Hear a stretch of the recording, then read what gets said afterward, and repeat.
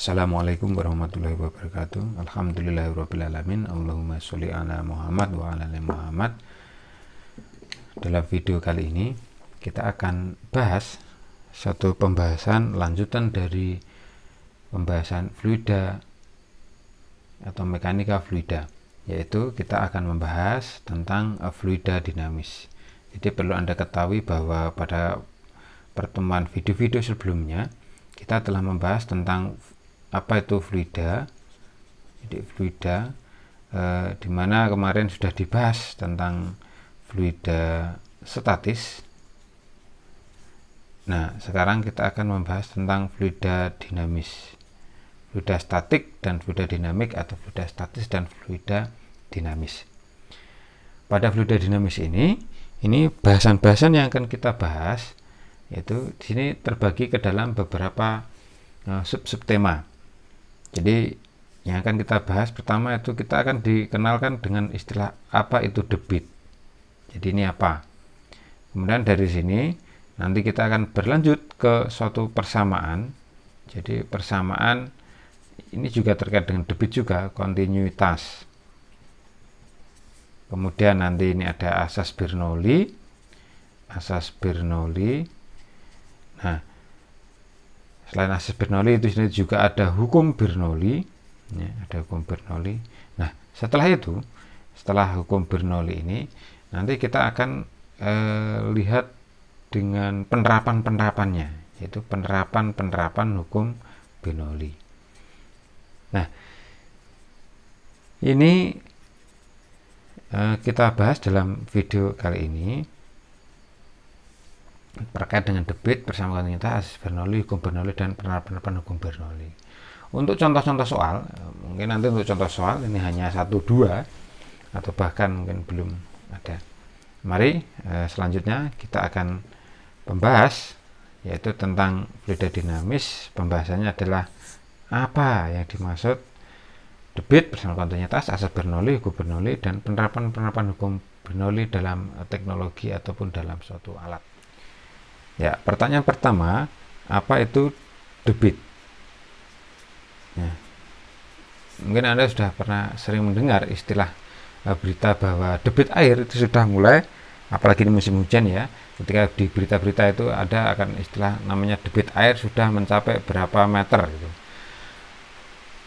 Sebenarnya debit itu kurang tepat kalau dinyatakan dalam bentuk meter, karena debit itu adalah apa? Jadi misalkan saya kasih gambaran, misalkan ini ada suatu pipa. Nah, ketika air mengalir di sini semacam mengalir keluar, ya, pertanyaannya itu adalah berapakah volume air yang mengalir selama beberapa waktu tertentu. Nah, itulah yang namanya debit. Jadi yang namanya debit itu adalah volume air. Di sini nanti dia akan ada volume, ya, volume yang mengalir tiap waktu. Waktunya sampai sini atau mengalir dalam tertentu. Misalnya kita tinjau adalah luasan tertentu di sini misalkan. Nah, ini luasannya dalam waktu tertentu ini berapakah yang mengalir. Nah, itulah debit. Jadi debit itu adalah volume yang mengalir tiap waktu atau tiap detik. Nah, ini kita simbolkan, atau biasa disimbolkannya itu pakai simbol Q, ya, jangan sampai keliru, simbol Q, sehingga ini volume tiap waktu. Nah, ini yang namanya debit. Ini debit, ya, ini berarti volume, ini meter pangkat 3, sedangkan untuk waktu ini adalah sekon satuannya, ya, dengan Q itu sendiri adalah debit. Ini debit berarti meter per sekon, ya, meter pangkat 3 per sekon, atau kalau satuannya tidak dalam SI maka dia liter per sekon. Nah, perlu diketahui di sini juga ada unsur luasan, ya. Jadi di sini ada unsur luasan, kemudian nanti di sini ada lajunya, kecepatan. jika kita uraikan, kalau ini misalnya luasan, maka volume misalnya kita ambil panjang tertentu ya, ini misalkan ini S yang tertentu, maka ini rumus ini bisa kita uraikan untuk debit ini. Volume itu berarti luas alas kali S ya per T. Nah, Anda bisa lihat S per T pada GLB, maka itu sama dengan, ya betul, itu sama dengan V, kecepatan. Kalau yang ini V-nya V besar, kalau yang ini V-nya V kecil, sehingga kita bisa menuliskan juga untuk rumus debit adalah A kali V, kecepatan. Nah, sehingga di sini kita dapatkan dua rumus debit. Ya, kita dapat rumus dua debit. Jadi debit itu bisa juga dinyatakan dalam bentuk, selain volume tiap waktu, itu juga perkalian antara luasan penampangnya dengan kecepatan. Nah, di sini ada dua hal yang jangan sampai keliru ya. Jadi ada V besar, ini V kecil. Jadi ada V besar dan V kecil. Nah, untuk V kecil ini adalah lajunya, kecepatan. Jadi ini laju aliran atau kecepatan meter per sekon. Sedangkan A itu adalah luasan penampang, meter kuadrat. Luasan penampangnya meter kuadrat. Nah, inilah yang dimaksud dengan debit. Jadi berapakah volume yang mengalir tiap waktu? Itu namanya debit. Kita lanjut. Jadi ada yang unik dari debit ini. Misalkan ini ada pipa ya, ini pipanya misalnya sudah besar, kemudian dialirkan ke pipa yang agak kecil. Setelah itu kemudian dialirkan lagi ke pipa yang paling kecil, misalnya seperti ini ya, seperti ini misal pipa. Jadi ada pipa yang ukurannya berbeda-beda. Ini ada air harus mengalir ke sini. Nah, jika misal kita tinjau beberapa luasan yang pipa besar, ini misalnya A1 ya, dan yang pipa sedang ini misalkan A2, dan yang pipa kecil ini misalkan A3. Nah, volume yang mengalir tiap waktu ini ada yang unik. Ternyata itu nilainya adalah selalu tetap. Nilainya selalu tetap ini. Jadi debit di sini di Q1 dengan di Q2 dengan di Q3 itu nilainya selalu tetap. Jadi dari semuanya ini itu nilainya selalu tetap atau konstan. Didapatkan seperti itu ternyata. Sehingga Q1 sama dengan Q2 sama dengan Q3. Ini bisa kita tinjau jelas untuk luasannya ya, untuk luasannya ini jelas lebih besar yang A1. Logikanya yang paling cepat di daerah mana?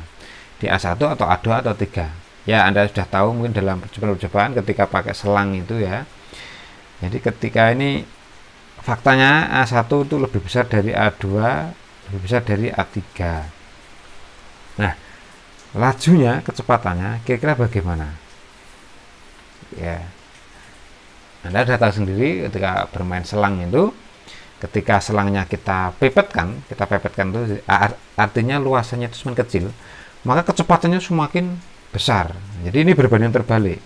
Jadi V1 itu justru kecil.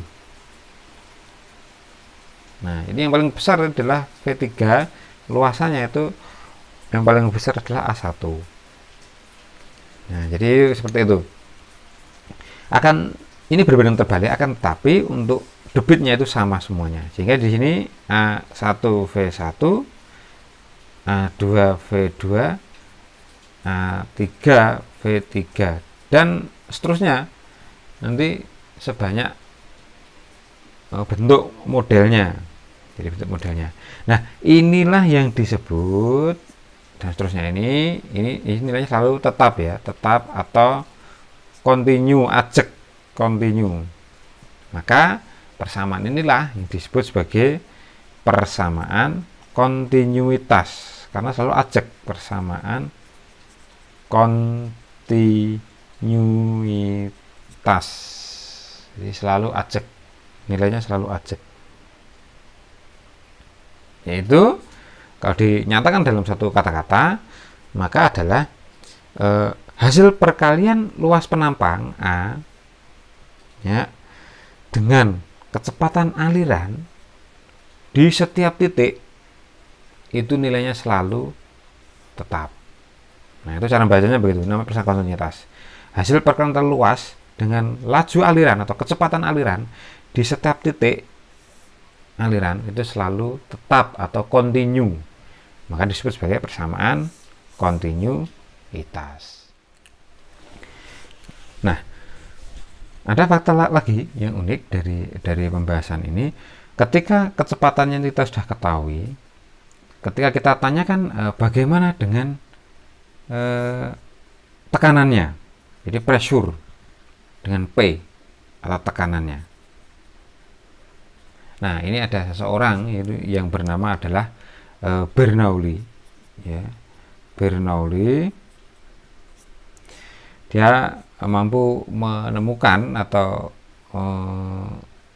mengurai dalam pembahasan ini suatu asas yang itu nanti akan sangat berguna sekali dalam satu teknologi. Itu satu asas bahwa ketika kecepatannya ini besar, ternyata justru tekanannya itu adalah kecil. Jadi dia terkenal dengan asasnya, jadi namanya asas Bernoulli. Asas Bernoulli, dia dinyatakan dengan asas Bernoulli. Ini sangat terkenal bahwa ketika V-nya, kita ringkas ya, ketika V ini misalnya kecepatan, bukan volume ya. Jadi ketika V-nya kecil, maka P-nya besar. Tetapi ketika kecepatannya itu besar, buanter gitu, maka presurnya itu kecil. Nah, itu asas Bernoulli. Ini dari pembahasan pipa-pipa tadi. Nah, kita lanjutkan.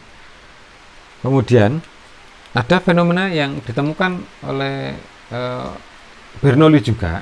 Jadi kalau tadi itu asas Bernoulli, sekarang dia menemukan sebuah hukum. Jadi misalkan ini ada pipanya tadi ukurannya beda-beda, itu ditaruh pada ketinggian yang berbeda-beda juga. Nah, jadi misalnya ini ada pipa ya, dan kita tinjau atau kita keracukan menurut kerangka acuan yang berbeda-beda juga. Jadi misalkan ini pada ketinggian H2 di sini, titik sini atau di sini manapun lah, di sini juga boleh, di sini juga boleh. Kita ambil ini H1, H2 dalam ketinggian seperti itu. Maka ini nanti dia akan memiliki laju ya, karena ini punya luasan tersendiri, berarti ini ada A2. Kemudian ini lajunya nanti juga V2. Nah, di sini nanti ada presurnya, tekanannya, berarti P2. Nah, bisa senyampang dengan itu, maka di sini juga ada V1, kemudian presurnya juga ada, kemudian luasannya juga ada. Nah, ternyata si Bernoulli ini dia mampu menguraikan dalam suatu hukum ya. Jadi ini satu hukum Bernoulli ya, hukum Bernoulli dalam sebuah persamaan. Oh, ternyata ya, jumlah dari tekanan ya, hukum Bernoulli ini dia nyatakan dengan sebuah pernyataan bahwa jumlah tekanan jadi seluruh ada dalam pipa ini, jumlah tekanan, kemudian energi kinetik per volume,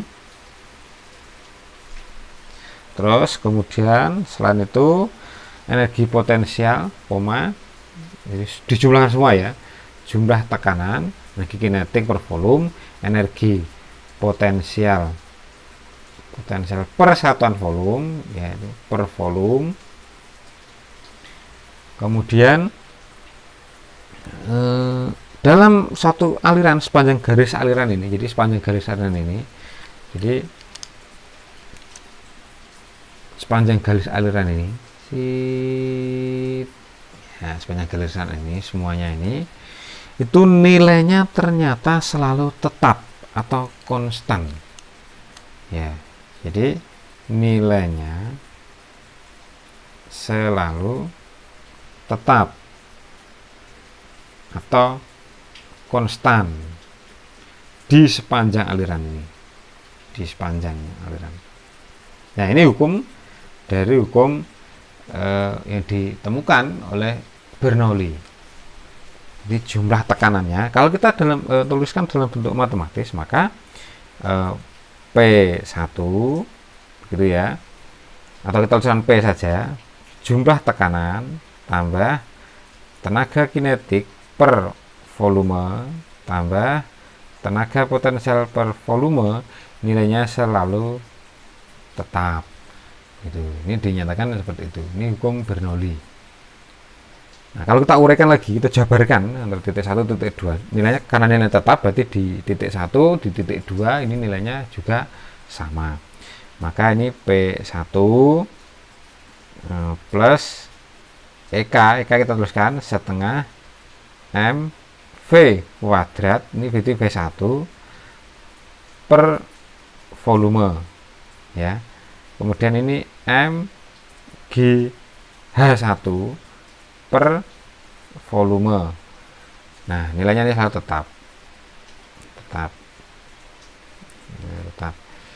Maka Anda ingat ketika ada persamaan seperti ini, langsung ingat ketika ada massa per volume, ya apa? Ya, betul sekali, yaitu rho, massa jenis, massa tiap volume. Sehingga persamaan hukum Bernoulli bisa kita nyatakan dalam bentuk lain, atau lebih kita nyatakan dalam bentuk yang lebih lengkap ya. Kita nyatakan dalam bentuk yang lebih lengkap, maka P1 plus setengah rho V1 kuadrat rho GH1, di sini kita tuliskan sekarang juga P2 berarti setengah rho V2 kuadrat plus rho GH2. Ya, inilah yang namanya hukum Bernoulli. Jadi persamanya lumayan panjang. Nah, ini persamaan yang disebut sebagai hukum Bernoulli ya. Nah, di bagian kelima kita akan membahas tentang penerapan dari hukum Bernoulli. Jadi penerapan dalam teknologi ya, penerapan dari hukum Bernoulli atau penerapan yang sudah kita bahas tadi tentang debit, tentang apa semuanya ini. Jadi penerapan ini dalam peralatan-peralatan, penerapan untuk asas Bernoulli atau hukum Bernoulli ya, terkait dengan ini itu macam-macam. Kalau dalam bentuk persamaan nanti akan kita bahas di video selanjutnya. Kalau di sini tidak memungkinkan, yaitu nanti akan kita bahas tentang pada tangki bocor. Nah, kemudian pada alat pengukur aliran air, itu pada venturimeter. Ini penerapan alat-alatnya. Kemudian penerapannya juga bisa Anda jumpai dalam alat yang namanya tabung pitot. Ini untuk mengukur laju aliran angin. Kemudian pada sayap pesawat terbang, jadi gaya angkat ya. Gaya angkat sayap pesawat terbang. Gaya angkat sayap pesawat terbang. Mengapa kok bentuknya seperti itu? Sayap pesawat terbang. Ya, sayap pesawat. Nah, ini untuk pembahasan lebih detail ini diperlukan pembahasan dalam video tertentu khusus, karena ini ada persamaannya. Ini persamaan penerapan untuk poin pertama. Kemudian penerapan yang lain ya, terkait dengan ini terkait juga dengan dengan 4 ini, dari persamaan 4 ini, yaitu pada alat-alat. Ya. Jadi pada hukum Bernoulli ini penerapannya itu pada alat-alat macam-macam. Ini dari penerapan dari asasnya, asas Bernoulli. Ya, tadi asas Bernoulli itu bahwa ketika V-nya kecil maka P-nya besar. Ya. Nah, di sini ini kan V ini terkait juga dengan luasannya.